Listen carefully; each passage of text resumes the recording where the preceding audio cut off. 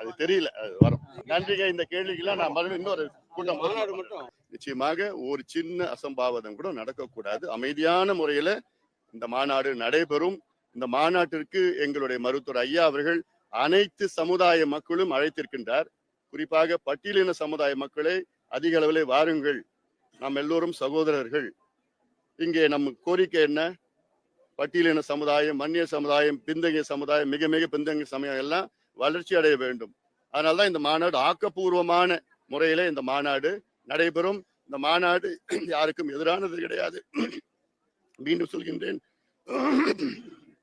இந்த மாநாடு தமிழ்நாட்டின் வளர்ச்சிக்காக, தமிழ்நாட்டில் யார் யார் பின்தங்கி பாதாளத்தில் இருக்கின்றார்களோ அத்துணை சமுதாயங்களும் முன்னேறியதான் தமிழ்நாடு முன்னேறும். அந்த நோக்கத்திற்காகத்தான் இந்த மாநாட்டை நடத்துகின்றோம். நன்றி, வணக்கம்.